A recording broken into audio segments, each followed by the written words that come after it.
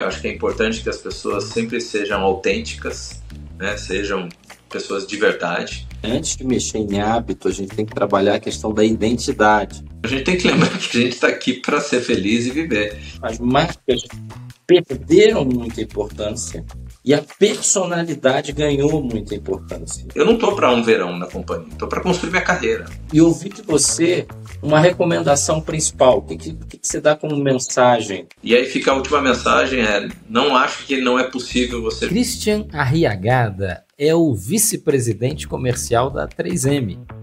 Ele trabalha lá há mais de 26 anos e começou sua carreira como estagiário. Atualmente, ele é responsável pela liderança em vendas e marketing para os mercados de consumo em toda a América Latina. Christian gosta de academia e de esportes, como futebol e futevôlei, que são seus hobbies. Ele é casado e pai de um filho. Eu acho interessante que você está trazendo uma visão um pouco diferente do que eu tenho visto no mercado. Eu quero ser reconhecido uma pessoa que seja aquela pessoa que constrói e agrega valor e desenvolve as pessoas.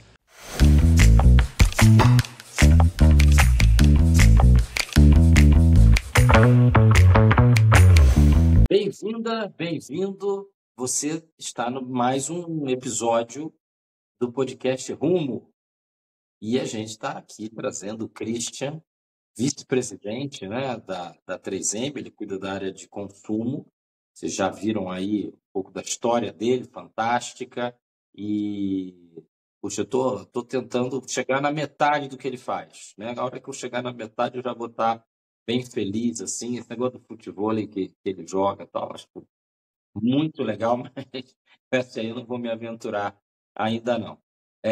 Então, a gente está com uma pessoa alegre, disciplinado, cara bem legal. A gente já teve a oportunidade de conversar e, enfim, já tive referências maravilhosas aí do Christian também.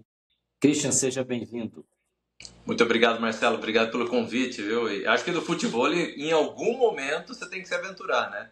Não acho que você não pode. Eu acho que vale a pena, pelo menos, tentar, porque você pode se surpreender, viu? Não fique achando que não é possível. Então, vamos marcar, mas aí tem que ter pelo menos uma enfermeira bonita ali me esperando lá de fora. A gente organiza pelo menos uma unidade, uma ambulância do lado de fora, pode ficar tranquilo que vai ficar à sua disposição. Isso, porque caso aconteça alguma coisa, alguém já me atende ali rapidamente, não é? Perfeito. Com o maior prazer, com o maior prazer. Legal. Olha, hoje a gente vai conversar sobre um tema que eu acho que vai além até, né, do trabalho, vai além do dia a dia nosso profissional, e o tema é liderança presente, né? E esse é um desafio, né? É um desafio porque eu tenho visto várias organizações, a gente está iniciando uma conversa com uma organização gigante agora, que fez uma série de transformações, mudou completamente o modelo organizacional. E aí, ao nos procurar, o debate sempre, né, acaba levando para os hábitos. E aí a gente começou falando assim, olha, antes de mexer em hábito, a gente tem que trabalhar a questão da identidade. As pessoas têm que passar a se ver dentro dessa nova cultura, dentro dessa nova organização que foi reestruturada. Então, essa percepção da mudança, que não para de acontecer para todo mundo, né? A gente às vezes acha que é só na nossa organização que a mudança não para de acontecer. Então, no ano passado era uma coisa, esse ano já está outra, e a gente já sabe que para o segundo semestre vão ser outras coisas. Então, as mudanças continuam acontecendo, mas dentro delas, a gente não pode esquecer que elas demandam uma transformação interna de todos nós, pessoas que estamos ali trabalhando. E aí a questão da liderança ela se torna absolutamente necessária e cada vez mais necessária para conduzir a gente nessa jornada, né? Então, a ideia é a gente debater e trocar ideias sobre isso e a gente ouvir você, ter uma aula aqui, né? A gente já conversou bastante e e entender a tua percepção da liderança presente, porque você é um líder presente, apesar de cuidar da América Latina, isso é um desafio, mas você continua sendo um líder presente. Eu queria começar falando de visão, né? Como é que eu sempre gosto de começar pela visão. O líder tem que dar visão, ele tem que mostrar para as pessoas para onde que a gente está indo, para onde, né, que a organização está indo. Então, como é que você começa essa jornada da liderança presente? Como é que você distribui a visão? Eu acho que a gente parte do princípio, pelo menos eu parto do princípio, Marcelo, olhando que muitas vezes todo o discurso que eu levo adiante ao time, né, então, passando minha visão, em pequenas apresentações, em alguns spots que você vai ter numa apresentação, eu vejo que às vezes ela é meio insuficiente. Por isso que eu faço esse balanço sobre a questão de estar presente, de ser um líder presente. E o meu lado, eu acho que estar com o time e fazer a demonstração com eles do direcionamento que a gente quer para desenvolver mercado, ganhar market share, ganhar penetração de mercado, ter boa relação com os clientes, né? Construir todo o processo do plano de negócios junto ao cliente, ter uma gestão de dados importantes, é muito mais claro para eles a partir do momento que eu estou com eles no dia a dia, aonde eu quero chegar. Não adianta nada eu chegar e simplesmente fazer o meu discurso, ter meu slide PowerPoint, mostrar para onde temos que ir, se eu não estou junto com eles nesse caminho para a nossa direção estratégica.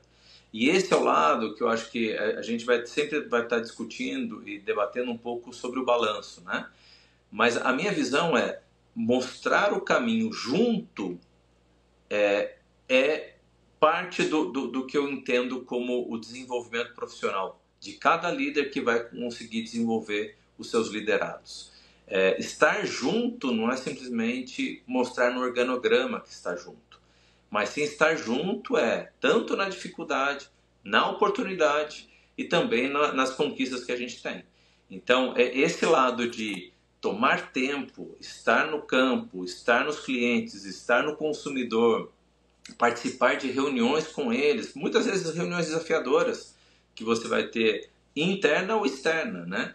Mas ser aquele ponto de apoio, mostrando que o caminho é possível, não simplesmente falando vá para lá ou vamos para lá, né? É essa um pouco que eu vejo um pouco da diferença. Então a minha visão, quando eu olho para esse cenário, é justamente buscar construir com eles aquilo que é o direcionamento estratégico da companhia.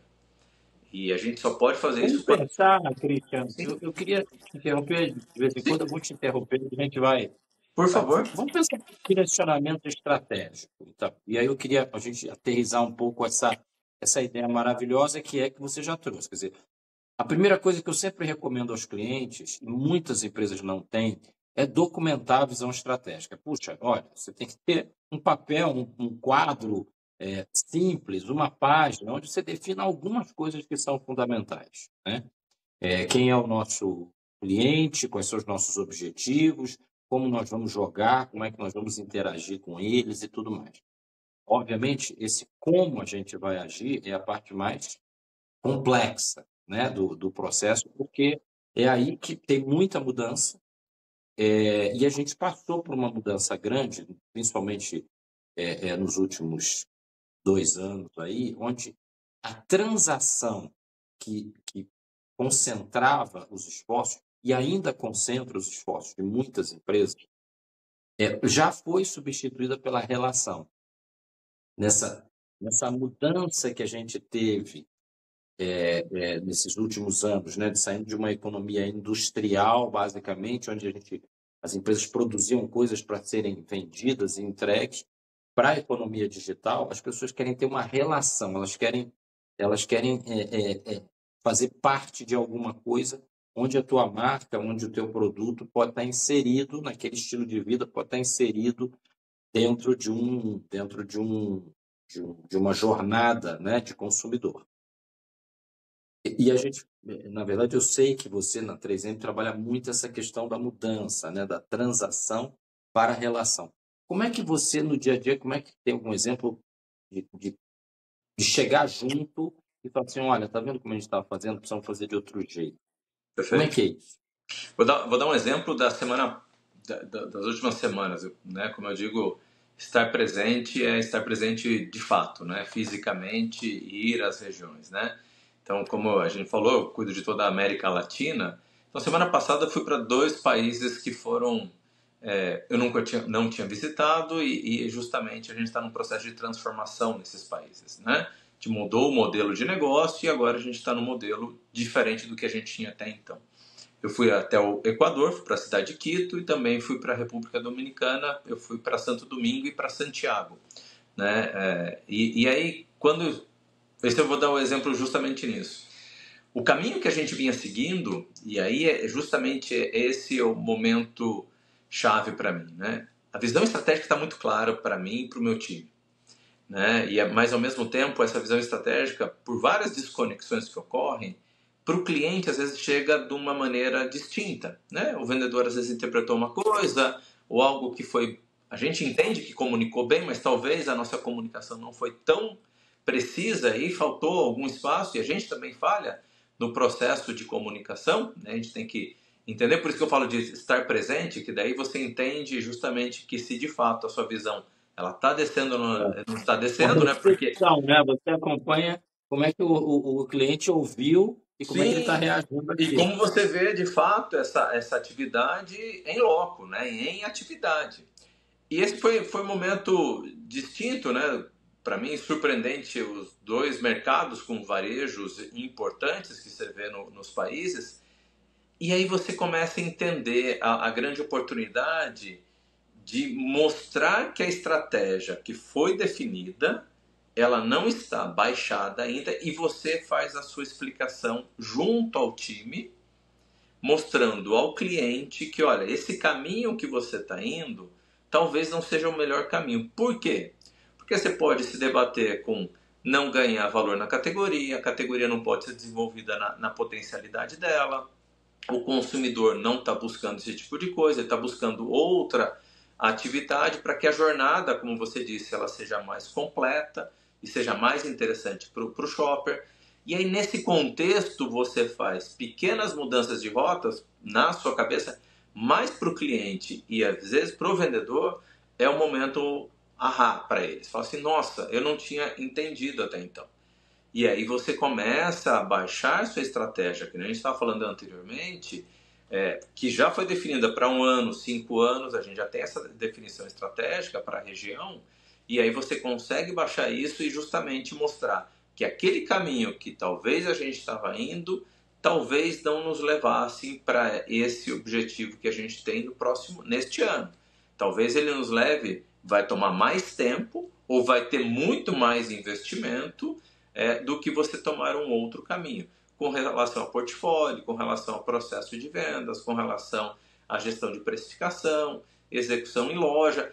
Então, é um pouco disso que eu estou trazendo. Então, é exemplo que você vai para 2 países, porque muitas vezes a gente olha só para o grande país, né? E é super importante a priorização, não estou correndo da priorização, né? É super importante olhar para Brasil e México, que é o nosso caso, como os grandes países que tem na América Latina, mas nos outros países você começa a ajustar a rota e você começa a trazer mais pessoas para a nossa visão e justamente para a nossa estratégia. Olha, muito legal o que você falou sobre como é que o cliente está entendendo a estratégia e essa auditoria, né, que é necessária de alguém que construiu a estratégia, verificar se ela foi construída ou comunicada ou executada lá na ponta de uma forma mais clara, e assim fazer o que a gente gosta aqui de chamar de monitoramento estratégico. Quer dizer, essa parte ela tem uma alteração no decorrer do ano, até em função desses feedbacks dos clientes. Então, isso aí eu achei sensacional. E aí, de fato, nada substitui essa presença. Quer dizer, a presença não tem óbvio, você vai lá fazer outras coisas, mas essa parte da visão é fundamental. Tem um ponto que eu tenho já citado em alguns outros momentos, que a minha preocupação em relação a quando eu defino a visão estratégica, parece que dali para frente as coisas estão muito nos ombros de vendas. E a cobrança no momento de crise como nós estamos, né, tem tem alguns números aí como o Brasil cresceu, você olha, a gente descontar a inflação e tal, a gente vai ter que pensar melhor, né, sobre esses números aí que para mim são mais propaganda do que realidade.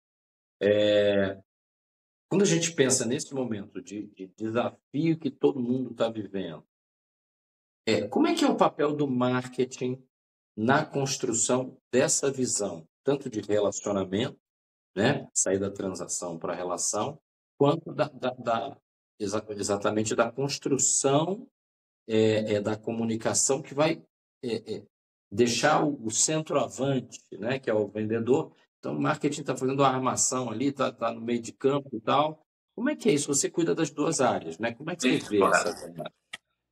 Eu vou contar, assim, eu sou apaixonado pela carreira de vendas, eu sou um vendedor, até sempre assino como profissão, eu sou um vendedor de fato, amo essa carreira, amo essa profissão, eu acho que é uma profissão belíssima de tudo que a gente gera valor para as companhias. Mas para mim essa combinação marketing e vendas, ela tem que ser uma combinação junto, né? Às vezes eu vejo algumas companhias que elas trabalham de maneiras separadas, né? E totalmente independentes, e isso gera muito conflito, né? E sempre, eu falo por experiência própria, eu fui gerente de produto durante 10 anos da minha carreira no início, depois eu fui para a área comercial, né? Fui ser vendedor de fato, então era vendedor, depois fui para ser gestor de vendas, tudo, e sempre teve uma percepção de que um faz mais que o outro, né? Um na cadeira de marketing acha que o vendedor não se dedica tanto, o vendedor acha que o marketing não se dedica tanto, e fica um conflito desnecessário, porque ambos trabalham arduamente, mas com atividades distintas, mas não são atividades independentes, elas são complementares. Então, o que eu entendo, e é como a gente atua dentro da estrutura que eu organizei junto com o time, é justamente de ter esse time fazendo essa intercalação. Eles se intercalam constantemente. Eles estão jogando junto. Então, você vê a pessoa de marketing de produto, né, que lida muito com entendimento de shopper, né, de categoria, de tendências, né, o que está acontecendo, muitas vezes muito presente com o time comercial, tanto com o marketing de canal quanto com o vendedor, para levar insights para esse time, para que a relação comercial junto aos nossos clientes ela mude de uma transação a uma relação de fato. Então, esse é sempre o propósito que eu tenho com o time, essa discussão, como a gente transforma a nossa relação com os nossos parceiros comerciais de uma relação transacional para uma relação estratégica. E para você ser, às vezes é muito teórico, né? Mas na prática, como que você faz isso, né? Como que você leva isso? É botar todo mundo junto na mesma mesa, né? Não tem lado de um ou de outro. Botar o time junto, olhando para a oportunidade através do cliente. Como a gente pode construir desenvolvimento de categoria através do cliente, não o cliente, porque a gente vende para consumidor. O consumidor que é o nosso grande foco. O cliente é o nosso meio para, né? E por ele ser o meio, você precisa dar informação para ele tão forte para que ele fale, opa, essa categoria tem uma oportunidade de crescer desta forma, com este perfil de produto, com esse nível de execução, com esse nível de comunicação.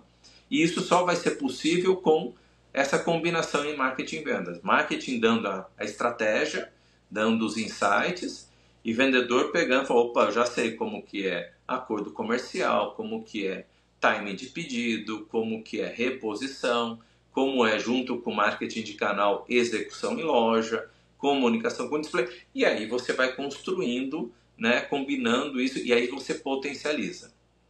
Você deixa de dividir e começa a potencializar. Eu acho interessante que você está trazendo uma visão um pouco diferente do que eu tenho visto no mercado, onde Em muitas indústrias, o marketing reduziu a sua importância, reduziu até a sua estrutura nos últimos anos. Eu vejo isso de forma muito apavorante, porque eu acredito muito no que você está falando, que a capacidade de análise é do marketing, e ele deveria entregar para a venda já planos de ação muito concretos. E eu vejo uma demanda muito forte em várias indústrias, então não é a 3M, mas em várias outras indústrias, onde o vendedor é responsável por tudo. Olha, então o vendedor tem que pegar aqui as auditorias, né? Você tem várias auditorias hoje disponíveis no mercado, tem que pegar essas auditorias, tem que fazer acontecer, ele tem que analisar, ele tem que conhecer a ferramenta A, ele tem que entrar no BI, ele tem que... E eu fico apavorado, porque eu falo, gente, o vendedor ele tem um trabalho de execução e relacionamento que demanda um tipo de inteligência, que é uma inteligência social, verbal, e ele é uma pessoa que tem uma carga emocional muito forte, e aí você está fazendo uma demanda como se ele tivesse essa capacidade de ser duas pessoas. Há um sujeito analítico, um camarada que vai pegar uma planilha e vai ter que entender toda a planilha para depois... Eu sempre fui contra isso. Eu falei, gente, não é possível uma pessoa comum fazer isso. Né? Então, e aí, claro, não dá certo. Não, Então, é interessante isso que você está colocando. eu acho que aí tem a combinação do marketing, produto, consumidor, a estrutura de inteligência, que é importante para gerir dados e insights para poder complementar, que é uma outra área, e depois você tem a área de vendas, né, que é a parte comercial, combinado com o time de marketing de canal, que é como algumas outras empresas chamam de trade marketing, né, que eu acho que está mais na estrutura de vendas do que na estrutura de marketing, né? E aí quando você olha assim, a área de inteligência, com todos os dados de sellout, sell-in, tendências, market share, o que está acontecendo, o que eu tenho trabalhado bastante, e ainda é uma jornada, tá? Ainda é uma jornada, porque a gente quer assumir, e eu acho que a gente tem que repensar um pouco isso, de que o vendedor ele é o 100% para tudo, né? Eu acho que você vai ter alguns que vão ter uma capacidade analítica completamente distinta, ou pela sua formação, ou pelo seu histórico, ou pela sua construção profissional, que não é o mais comum, né? O mais comum, e a gente quer se enganar, que a gente vai capacitar, vai treinar, vai fazer... Eu acho que a gente tem que, eu acho que a gente tem que pensar em como eu dou o mapa de navegação para ele. Eu fico pensando como eu dou o mapa de navegação para ele navegar. Então, para mim, é como se fosse uma prova de rally, né? Então, para mim, a área de BI definiu o mapa, né? Define o mapa em 100 metros, curva direita, curva esquerda. Ele definiu o mapa. Ao lado, o marketing ajudando ele a dar os caminhos, né? Que é o navegador, né? Então, veio o mapa, tem o navegador e o vendedor é o piloto. Ele é justamente aquele que vai executar, vai acelerar, vai frear, vai... Mas, para mim, essa é a analogia importante para a gente entender, porque senão a gente vai querer com que ele faça o mapa de navegação e não vai partir dele. Vai ser uma vez ou outra, né? Então, por isso que eu acho que as companhias precisam pensar muito em como construir a área de inteligência, de negócios, para poder suportar tanto a área de marketing quanto a área de vendas, para dar esse caminho, né, com as informações e ter gente capacitada para isso. Do outro lado, você ter pessoas de inteligência do ponto de vista de marketing para poder construir essa estratégia e falar, olha, acelera mais, acelera menos, vai para cá, vai para lá, e o vendedor que ele vai estar frente a frente. Então, e eu acho que é um pouco do balanço. Eu acho que a gente tem que pensar que marketing muitas vezes tem companhias que entendem que é uma área de despesa. Eu acho que é uma área de construção, é uma área do futuro. É uma área que pensa a longo prazo, ela não pensa no mês, ela vai sempre estar pensando adiante, e é assim que a gente tem que construir. E um dos pontos, às vezes, que eu vou me deparar eu tenho uma área em consumo que tem perfis distintos, uma área que tem muita informação de mercado, outra informação não tem nada de informação de mercado. Então, vou pegar um exemplo, o mercado supermercados, que a gente atende, né, que é toda a área de produtos para limpeza. Você tem Nielsen, você tem Kantar, tem Scantec, você tem o que você quiser no mercado, porque é um mercado muito forte. O mercado de farmácia vai ter IQVIA, Close-Up, ou seja, vai ter também muitos dados de mercado de venda. Mas você tem duas outras áreas que não tem nenhuma informação formal, né? Como o canal de home center, canal de construção ou o canal mesmo quando você vai para o canal papeleiro, para papelaria. Então, são áreas que você tem que entender que fala assim, bom, eu vou ter que investir muito em pesquisa para ter dados, eu tenho que buscar o insight do consumidor. Vou dar um exemplo, quando eu era marqueteiro, quando eu trabalhava como gerente de produto e sempre tive esse hábito de viajar pelo Brasil, viajar aos clientes, para mim o meu trabalho de insights era estar no campo junto ao consumidor nas lojas fazendo pergunta. E às vezes a gente não se depara com isso e acha que o marketing sempre vai precisar, e muitas vezes eu via pares meus como gerente de produto, não tem informação, não dá para fazer nada. Eu falei, mas vamos para campo. Vamos para campo, vamos lá, vamos conversar. Você vai encontrar na loja consumidores. Pergunta. O que custa você perguntar para ele, né? Que vai te tirar? Te dá tempo, trabalho, te vai tirar de casa, isso é fato, porque você vai ter que viajar o Brasil inteiro para conhecer diferentes perfis. Mas no final das contas, você ganha uma experiência brutal e você começa a ter informações para poder gerir e direcionar o time de vendas. Por isso que eu falo da combinação dessa mescla. E aí você potencializa esse tipo de mercado. Um exemplo eu vou te dar. Quando eu comecei minha carreira na área chamava sistemas visuais da 3M. Então eu fui gerente de produto para retroprojetores e transparências, né? Alguns que estão nos vendo aqui talvez leiam, outros talvez não. Livros de história, não sei do que se trata, mas em livros de história eu já li. Você já ouviu falar, né? Então eu fui gerente de produto dessa linha, que era uma linha que estava já num declínio. E por que eu falo que isso é importante? Porque nesse momento, como você dá um upzinho na categoria, em visita a campo, conhecendo e conversando com marketing de produto, imagina, não tinha informação nenhuma, né? E eu tinha essa responsabilidade de continuar crescendo. Esse é sempre o meu perfil, crescer sempre, né? E eu lembro que a gente conseguiu identificar o mercado de igrejas. E o mercado de igrejas vinha no momento de sair do canto impresso, né, do papel impresso, para também fazer uma economia em escala, projetar o canto na parede com o retroprojetor. Depois veio o multimídia, depois veio as telas de LCD, mas o início foram retroprojetores. E eu descobri na época que o maior canal de vendas para igrejas, olha, atenção, era o macro na época. Então, macro era porque o macro, como ele tinha CNPJ e as igrejas tinham CNPJ, eles compravam material de consumo para a igreja, para a paróquia, alimento, mas pelo macro que era mais barato. E lá a gente fez um plano de desenvolvimento de retroprojetores para igrejas, né? Então, você fala assim, como você vai ouvindo e conhecendo, porque não tinha nenhum instituto me falando, olha, o consumidor... E é por isso que eu vou por um pouco desse lado. Com essa informação, eu consegui combinar com o vendedor um plano de ação para a gente poder desenvolver junto ao macro. Eu quero agora a gente fechar esse bloco de visão e a gente entrar no exemplo, né? Então, a liderança presente constrói essa visão no formato que você trouxe, né? À medida que você tem a publicação, mas depois você tem o acompanhamento e os ajustes necessários, a participação do marketing e a formação do time para desenvolver categorias juntos. Nada de só cobrar vendas do resultado.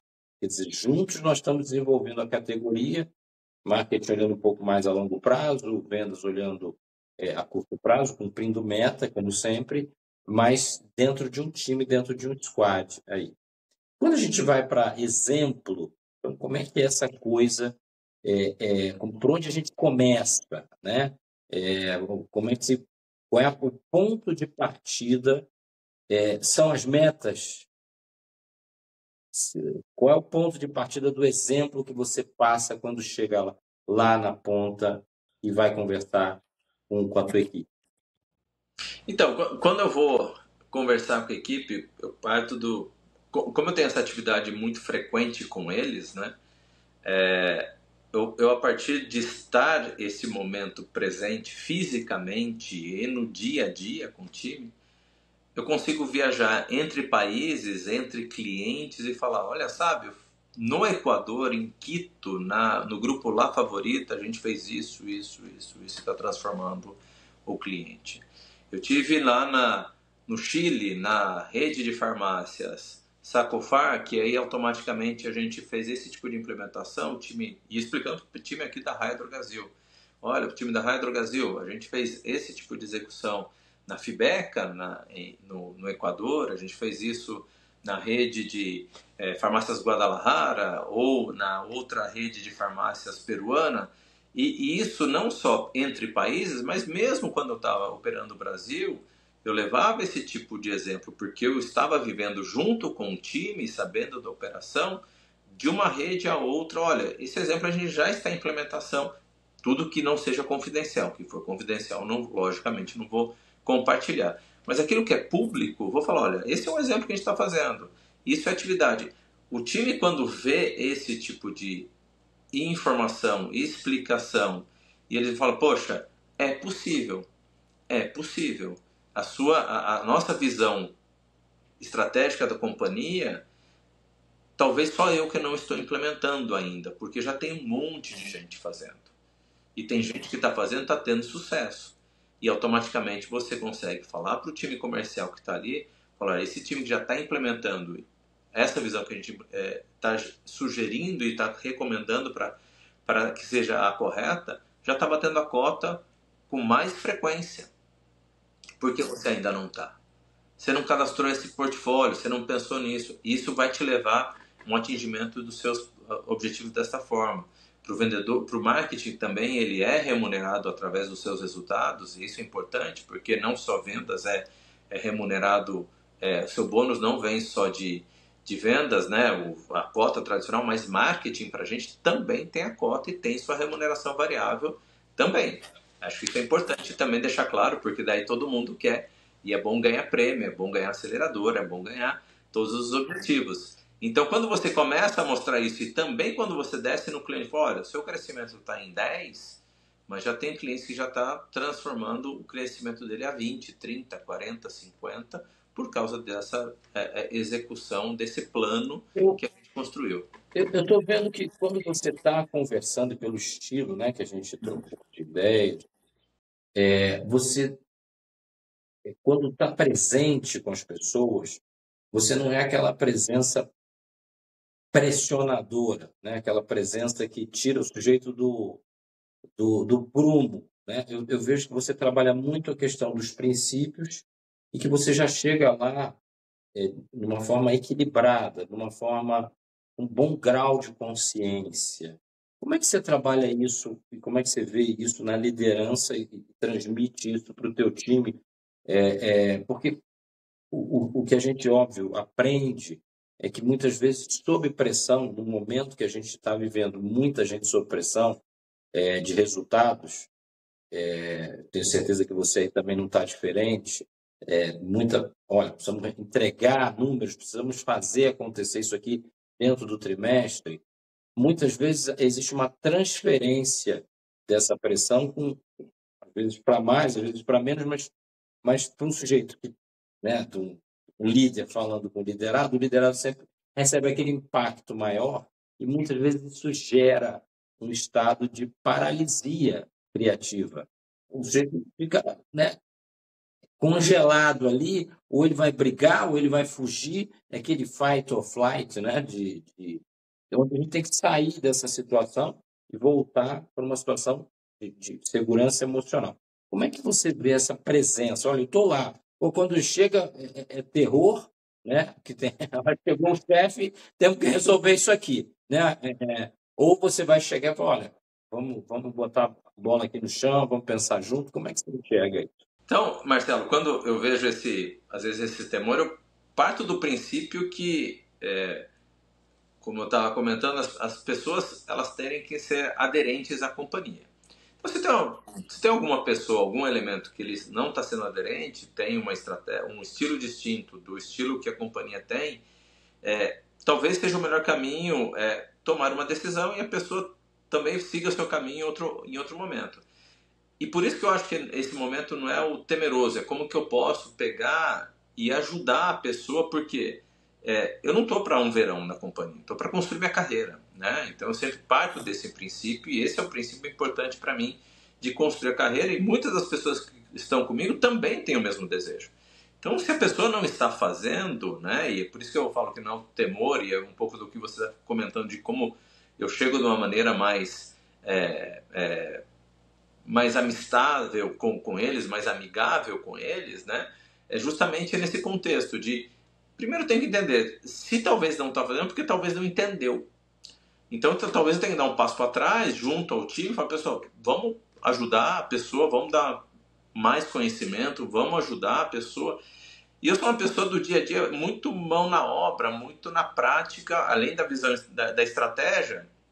Eu sou de agachar na gôndola e fazer uma gôndola, baixar pallet, arrumar gôndola, pedir pallet. Eu tinha comigo durante, a gente passou um momento muito difícil na companhia, mas a gente tinha colete, a gente tinha sapato de segurança para poder ir na loja e executar a loja como precisa ser feito para poder ajudar o time, né? Então, esse lado de estar na reunião, ouvir o cliente, mostrar caminho, criar relações, é onde eu acho que para o time que está no campo, à distância, dá um pouco de receio no começo, natural, porque eu também se estivesse no papel deles, mas eu não chego no papel de auditor, né? Então, eu comento muito com eles, falo assim, ó, eu sei que talvez você arrumou a loja, porque eu arrumaria a loja para a visita da minha liderança, fato. Já arrumei loja, já sei arrumar loja. E para mim sempre é muito claro quem arruma a loja, deixa a loja mais bonita, tem uma boa relação. Já parto do princípio que isso é através de um bom relacionamento, uma boa visão estratégica para poder arrumar. Aquele que arruma tudo errado e não sabe arrumar, justamente essa não está sendo aderente. Então, nesse contexto, eu me aproximo, né? Então, esse meu jeito de ser respeitoso, né? Eu acho que a gente nunca pode perder os valores, independente do momento que a gente passe com resultados, né? Isso acima de tudo, né? Tem momentos que vão ser difíceis, né? Então, negócios para mim são pendulares. Um momento você vai estar no auge, outro momento talvez você esteja num momento mais difícil. E não é porque as pessoas queiram estar num momento difícil, é porque talvez a condição as levaram a isso, né? Então você tem que só fazer o check se toda a estratégia está sendo executada, se não está sendo, se está sendo executada, talvez é o momento de refazê-la, né? Talvez a gente não refez a tempo, tem que redefinir para poder tomar um caminho melhor. Mas nesse momento é isso que cria esse ambiente. Eu também, como eu gosto muito de atividade física, eu me aproximo muito às vezes com as pessoas. Então eu sou o que vai jogar bola com o time do cliente, eu vou jogar bola em futevôlei, eu vou para cá, eu vou correr com o cliente, eu vou para... Então, isso também gera um pouco mais de proximidade, né? Eu não sou muito complexo de lidar, então eu falo para as pessoas que, né, eu tenho meu jeito de ser mais aberto, muito open para eles, né? Mas ao mesmo tempo eles sabem também que eu tenho meus limites também, né? Mas eu gosto de muito trabalho. Como é que é essa coisa dos teus limites e como é que você diria para o líder que está nos ouvindo, para os líderes que estão nos ouvindo, essa relação com autoconhecimento? Porque você conhecer e aceitar os seus limites também não é uma coisa muito comum. As pessoas tendem a, não, eu estou desenvolvendo isso aqui eu estou melhorando. E aí você vai, cara, se você melhorar 300%, você vai continuar péssimo, né? Será que vale a pena você ficar dizendo que está melhorando? Que vergonha, né? Melhor você dizer que não consegue fazer isso aqui, passar para outro. Como é que é essa coisa de se autoconhecer e qual a importância que isso tem dentro da tua visão de um líder, de um gestor? Eu acho que o líder, ele sempre tem que estar na sua totalidade de consciência e no estado físico de muita qualidade, né, para poder enfrentar todos os desafios que a gente tem. Bonito falar, né, e na prática, né, eu acho que a gente tem que entender o momento do freio, né. Então, vou te dar exemplos, né, como que eu me equalizo. Eu já cheguei para muitas vezes em reunião com o time e falei, pessoal, eu estou muito mal, não estou bem não, o mês não foi bom, a cobrança que veio foi super complexa, muito difícil, eu tô jogado no chão. Hoje, eu me desculpem, mas hoje eu não vou me conectar, não vou... Já falei com minha liderança que hoje eu vou precisar desse dia, porque eu não estou conseguindo. Hoje eu não vou reagir. Qualquer reunião que eu entre, talvez eu não entre no meu estado consciente e todo momento talvez eu perca uma linha sem precisar. Então eu preciso baixar, recuperar, repensar, refletir sobre, para daí no dia seguinte eu vou voltar com vocês para a gente poder ter esse estado mais pleno e consciente. E eu acho que, às vezes, justamente falar com o time das suas vulnerabilidades, né? Porque a gente é muito vulnerável também. A gente não é 100% super-homem, né? A gente tem nossos momentos de tristeza, de angústia, de sofrimento, de pressão, de cansaço, né? Eu que viajo muito por aí, né? Então, graças a Deus eu tenho uma família que me apoia demais para isso. Isso é super importante, você estabelecer e proteger o seu lar, né? E esse é o balanço importante, porque é aqui onde você, no seu lar, que você consegue ganhar energia como fosse de um videogame, né? Você vai colocando mais barrinhas de energia para isso, é onde você pode respirar um pouco. Só para dar um exemplo, né? Hoje é uma quarta-feira, né? Que a gente está tendo essa reunião, essa conversa. À tarde eu teria algumas reuniões à tarde com o time global. Eu pedi para o meu assistente, né, o Rodrigo, para me ajudar a remarcar essas agendas, porque meu filho me convidou para jogar futebol com ele às 4:30 da tarde hoje. E isso eu já comuniquei, já botei na minha agenda que eu vou estar out, mas eu não posso também deixar de aproveitar momentos, porque na semana passada eu viajei num sábado e voltei num outro sábado. Então, muito distante, eu também preciso ganhar esse momento proximidade. Isso eu falo para o time. Então não tem segredo para ninguém aonde eu estou, o que eu estou fazendo, e eu incentivo que o time faça isso, porque é dessa maneira que o líder, eu vejo, nesse estado de espírito de entender esse balanço, né? Como você pode balancear, né? Botar atividade física na sua vida. Eu sou totalmente a favor disso. Eu acordo cedo, durmo cedo, todo dia eu treino, né? Mesmo em viagem eu treino também. Então o time sabe que o Christian vai treinar hoje, né? Então eu já procuro hotel com estrutura básica de uma academia para poder ter minha atividade, porque é um local que eu entendo que me ajuda a dar meu estado de consciência, minha plenitude, minha saúde física, porque você tem que estar fisicamente bem, né? Porque todo mundo quer sua atenção naquele momento, então você tem que estar no estado pleno, né? Para estar no estado pleno, o único jeito de você estar no estado pleno é estar bem fisicamente e emocionalmente. Por isso que o balanço, para mim, é sempre importante. Muito bom. Bom, a gente está fechando aqui esse ciclo de exemplos, né? Então, e fechou muito bem você falando sobre essa vulnerabilidade, tanto de se conhecer, do autoconhecimento, de entender quais são os seus pontos fracos, que você precisa de ajuda, deixar isso claro para todo mundo, e dos momentos onde a energia baixa e você, poxa, ao invés de eu, né, criar um monte de situações para consertar de novo, eu prefiro tirar meu time de campo durante um tempo, né, sair da discussão durante algumas horas, para depois voltar energizado para contribuir, de fato, com o time, contribuir, de fato, com a jornada de todos. Isso eu acho que é muito legal, porque quando você dá esse exemplo, as pessoas começam também a se aceitar e evitar erros, porque às vezes a gente quer ir, vou trabalhar mais 3 horas, mas você gera erros que vai te levar, vai perder as 3 horas, ainda vai te consumir mais 10 horas para consertar. Correto. Então, essa coisa, de fato, assim, tem uma importância muito grande, muito grande. Perfeito. É aquilo que a gente está falando, né, Marcelo? E isso é super importante para a gente poder viver, né? Então a gente tem que lembrar que a gente está aqui para ser feliz e viver, né? E esse é o grau de... Não é você trabalhar 18 horas que te transforma num super profissional. Tem momentos que você vai ter que fazer isso, né? Tem momentos que vão ser mais difíceis, mais desafiadores, sim, mas o balanço é sempre importante. Então, meu time me manda mensagem e fala, Christian, eu vou... E é muito comum, diferente do Brasil, na América Latina, o pessoal tira dias de férias, né? Ele não tira o período completo, né? Ele tira 2, 3 dias, vou pegar... Vá. Não é... E eu faço questão de não ligar nesse momento, porque a pessoa está em descanso, né? Não vai adiantar nada eu falar e a pessoa não fazer isso. Aí a pessoa pergunta, mas e você nas suas férias? Se desconecta? De modo sim, né? Pelo nível que eu cheguei da carreira, eu tenho que também ter um balanço. Então, eu já tenho acordos com minha família quando eu estou em férias. Como eu acordo muito cedo por natureza, eu já tomo a minha manhã, que eu acordo 5h30, máximo 6 horas eu estou acordando.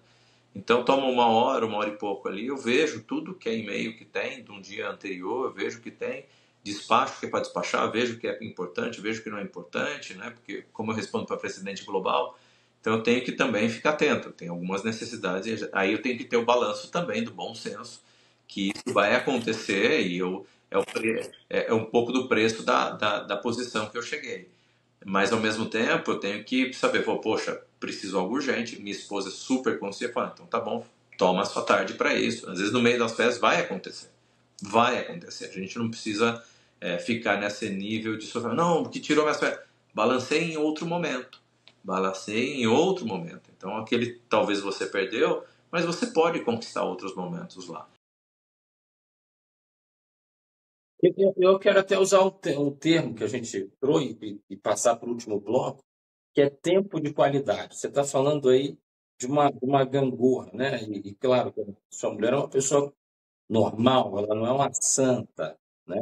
É, então, para que ela compreenda esses momentos onde você, obviamente, é interrompido, né? O mundo não para de girar e os compromissos não param de ter que ser cumpridos. Eu entendo que você dedique um tempo de qualidade. E o que é isso? Na tua concepção, o que é tempo de qualidade? Quando você está, seja com a tua esposa, quando você está com um funcionário teu, ou se você está com um cliente, o que é tempo, esse tempo de qualidade?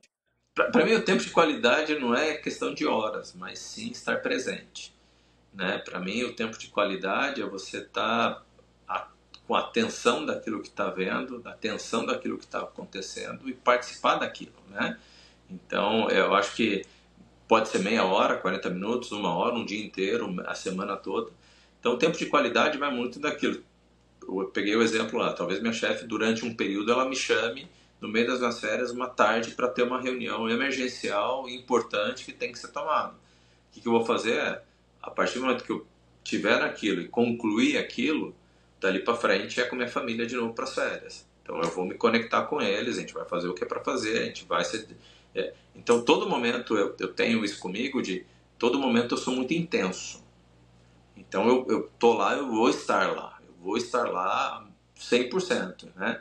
E isso até tem algumas pessoas que falam, Cristian, mas sua memória é engraçado que você lembra de coisas de 15 anos atrás, de 20 anos atrás, e eu lembro com detalhes muitas vezes. Porque todo momento que eu vou, eu me entrego e eu estou presente. Eu não estou fazendo outras coisas, eu estou lá. Então, se aquela coisa já deixou de ser importante ou interessante, eu vou mudar de atividade. Né? Eu vou dar meu passo para outras coisas. Então, esse tempo presente é entrega, é ser real, sabe? De entregar. Por isso que eu falo do balanço, né? No trabalho, a gente está falando muito da parte profissional aqui desse mundo corporativo.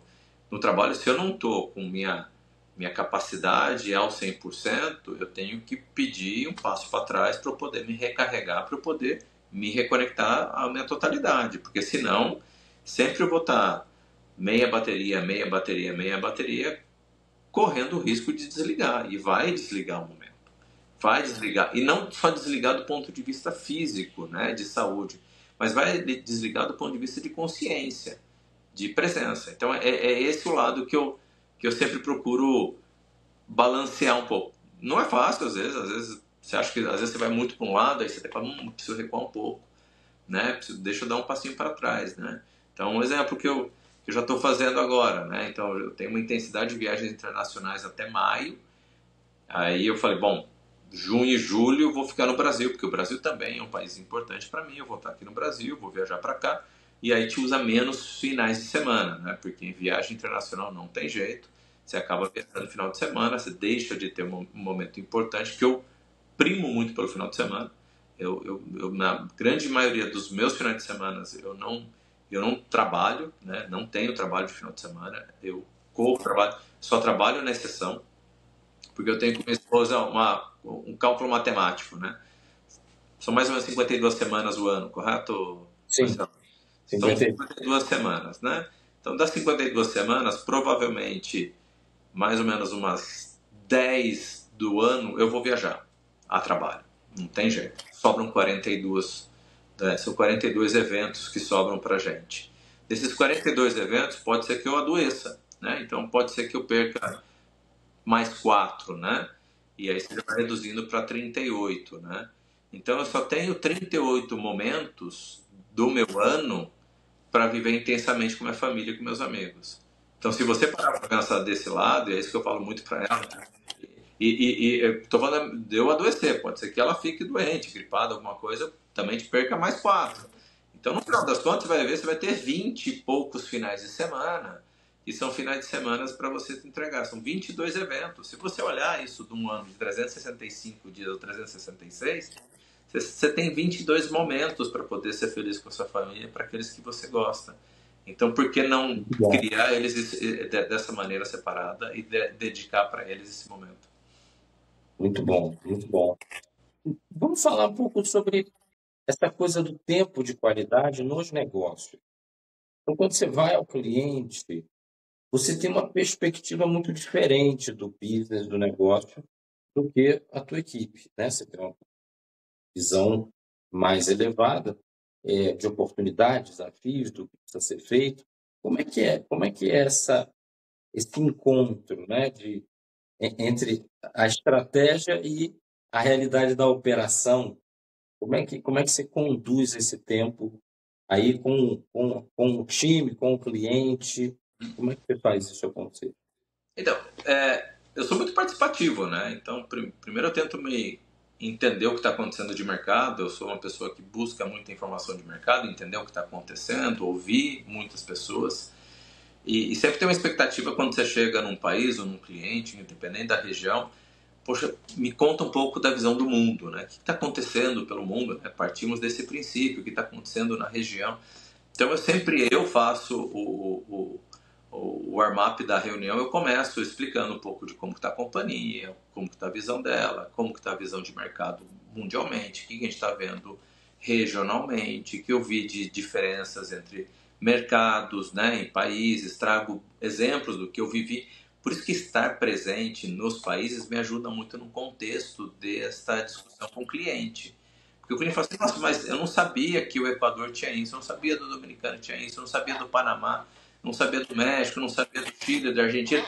Então, isso você até esse nível de conhecimento para falar, olha, e lá eu vi isso que talvez aqui, olhando para a loja que você tem, ou para o mercado que você tem, para a distribuidora que você tem, para o contexto que você tem, eu sempre levo uma recomendação, uma sugestão minha para o negócio do parceiro. Eu sempre tento fazer isso, tento fazer uma conexão de boas práticas, né, que eu estou vendo no mercado, para que ele possa tirar vantagem para o negócio dele. Depois eu vou para falar das categorias, né, que eu vejo nisso. E eu participo muito da reunião, eu sou muito participativo. O pessoal fala, Cris, eu falo, me controlem, falem do tempo que eu tenho, porque eu gosto de participar, eu gosto da discussão, gosto da discussão construtiva e de como a gente pode construir isso para ter mais negócios, né? E que todo mundo possa crescer e todo mundo possa conseguir seus objetivos, né? Essa perspectiva de botar o outro no centro, que você traz o tempo todo, eu acho isso aí é uma forma muito mais eficaz de você alcançar resultados do que você se colocar no centro e tentar convencer as outras pessoas de alguma coisa, né? Essa coisa do entender o outro e tentar fazer as coisas dirigidas para o outro, inclusive com a gestão de categoria. Você vê o negócio como um todo e faz as sugestões, recomendações, sustentando o crescimento da categoria, não olhando individualmente para o teu SKU, pelo que eu entendi, né? Sim, perfeito. Porque assim, a forma que eu vejo, porque assim, o cliente, ele é dono do seu negócio, né? Ele é dono do seu negócio. E ele está buscando pessoas e parceiros comerciais que possam agregar ao seu negócio, né? Então, se eu vou lá para dividir, fazer com que o negócio seja meu, já mudou o papel. Aí mudou o papel. Aí eu acho que os papéis estão equivocados, né? Eu não posso ir lá ditar regra, você tem que fazer isso. O cara acaba a reunião, fecha a porta e fala assim, quem que é esse aí que chegou, né? Ele não entendeu quem está na razão social do contrato, né? E acho que esse é um ponto de vista que você tem que falar assim, poxa, você tem que entender quem você é e que papel você joga, né? E o papel que eu jogo é ser um fornecedor estratégico para ele. É um fornecedor que entrega rentabilidade, que faz com que as categorias deles cresçam, para que ele possa ganhar mais dinheiro e tal. Então, se eu entendo esse papel, o jogo fica claro, né? Não fico... Meu papel é esse, o seu papel é aquele, como que a gente constrói, né? E é por isso que eu me coloco muito em como a gente constrói essa relação. E volto daquilo que eu comentei. Eu não estou numa relação temporal, né? Eu estou numa relação constante. Eu quero estar verões com alguns, né? Então, muitos dos parceiros comerciais que eu conheço há mais de 20 anos, né? Então, eu conheço eles na posição comercial da 3M, em diferentes funções que eu vim passando, eu conheço eles há muito tempo. Então, eles já veem isso, né? Já vem essa identidade do papel claro, né? Então, e agora eu indo para outras regiões, que aí estou sendo um jogador novo, né? Então, diferente quando você está num país que você conhece a grande maioria dos clientes do ponto de vista até pessoal, como você transfere isso para outros clientes que nunca vi na minha vida e estou vendo pela primeira vez. É entender qual é o seu papel na mesa, né? Seu papel ali é para construir, não é para tirar, né? Eu não posso ir lá para tirar. Se eu vou lá para tirar dele, ele vai falando, ninguém vai tirar, porque isso aqui é meu, né? No final do dia é dele mesmo, né? Ele tem que entender isso. Sim, sim. Muito bom. Nós estamos chegando aqui ao último ponto, né, que eu queria trazer e questionar, que é a importância da abertura de portas feita pela autoridade, né? Eu sempre repito essa questão de que a gente vivia uma economia industrial onde a marca 3M, ela muito conhecida, vencedora de Prêmio Nacional de Qualidade dos Estados Unidos aqui, enfim, ela era suficiente para abrir as portas, né? Eu fui trainee, executivo da IBM e bastava dizer, eu sou da IBM, as portas se abriam, né? Hoje, na economia digital, houve uma mudança radical. As marcas perderam muita importância e a personalidade ganhou muita importância. Então, hoje você pensa, posto mais alto do mundo, você tem um camarada chamado Donald Trump. E ele não é o Partido Republicano, ele nem é do Partido Republicano. Ele usou uma plataforma do Partido Republicano contra a vontade de muita gente do próprio partido, mas a personalidade dele, o personagem foi quem ganhou as eleições, né? Aqui no Brasil, a mesma coisa, não vale entrar, né, no debate polarizado, mas a gente vê muito essa questão da figura pessoal. E aí, como é que você enxerga, dentro dessa sua presença, dessa sua liderança presente, como apoiar o teu cliente, como apoiar o teu funcionário, o teu canal, com a tua presença, né? A gente foi apresentado por um amigo comum que é um exemplo disso. Você estava lá na distribuidora Diso, com o Fernando Queiroz, e a gente trocou ideias para se conhecer e tal. Ele fez a tua recomendação, né, para vir falar no podcast. Enfim, de novo, a gente sempre olha a pessoa, não mais a organização como um todo. Como é que é essa coisa para você? Então, para mim, assim, é muito relacionado ao que eu quero, né? Então, como pessoa e profissionalmente, né? Eu quero ser reconhecido uma pessoa que seja aquela pessoa que constrói e agrega valor e desenvolve as pessoas, né? Em algum momento essa carreira minha vai chegar ao fim em função da aposentadoria, do que quer que seja, mas eu quero que isso perpetue adiante, porque é isso que eu me dedico a, né? Então, como ser uma pessoa lembrada e como ser um líder lembrado, né? Vai muito daquilo que você constrói, né? Então, aquilo que a gente falou do início do exemplo, tudo mais, mas seja autêntico, né? Seja verdadeiro, né? Tem que ser muito presente para que esse personagem ele continue forte, porque aquilo que você coa da sua boca seja aquilo de fato, não é mais uma palavra em vão, né? Então, é assim que as pessoas veem valor, né? Quando você vai construindo, Você volta, lembra que eu falei lá, a gente construiu, lembra que a gente está fazendo, olha, lembra que eu prometi, estou cumprindo, né? Seja muito diligente com aquilo que você promete, né? Não deixe de ser, não deixe de cumprir aquilo que você prometeu, né? Se você não pode cumprir, não prometa, né? E isso está na sua condição. E essa credibilidade se constrói com o tempo, né? Você vai construindo uma após a outra, após a outra, após a outra, após a... E aí na próxima que você chega, a pessoa fala, não, se o Cris falou, tá tudo certo, né? Vamos adiante, né? É um pouco de falta de humildade, mas ao mesmo tempo é isso que você constrói. Parece que você está sendo mais arrogante, mas não é ser arrogante. É aquilo que você constrói durante meus 26 anos de companhia, falar e executar, falar e executar, falar e executar. Ganhar confiança, né? E isso é simples, porque aquilo que sai da sua boca é você que propagou. Aquilo que você jogou adiante. E aquela sua imagem, para o bem ou para o mal. Né? Então, para o líder que está vendo essa conversa nossa, eu sempre deixo esse tipo de recomendação. Prometo que você possa cumprir. Se você não pode cumprir, fala, ó, deixa que eu vou analisar, vou avaliar e te retorno. Mas retorne, né? Não deixe aquele vou avaliar em vão. O sim ou não, eu digo que o não liberta muitas vezes, né? Porque o não, ele liberta a pessoa para outra atividade. E o sim também constrói. Mas o não também é possível, você fala, olha, isso eu não tenho como fazer. Não é possível. Então vamos pensar em outra coisa? Vamos pensar em outra coisa. Então é assim que você cria essa personalidade, e é isso que os profissionais precisam se preocupar muito com isso, né? De quem elas querem ser adiante, não só aquilo que elas entregam no momento, né? Porque entregar resultado é muito atemporal, pode ser da sua construção, pode ser do momento do mercado, pode ser um cliente, tem muitos fatores, mas ser consistente é o grande desafio, e ser lembrado com muito carinho pelos clientes para poder fazer recomendação não tem valor, não tem preço. Você fala, bom, check, eu estou fazendo aquilo que eu digo aqui, de fato ela está correndo.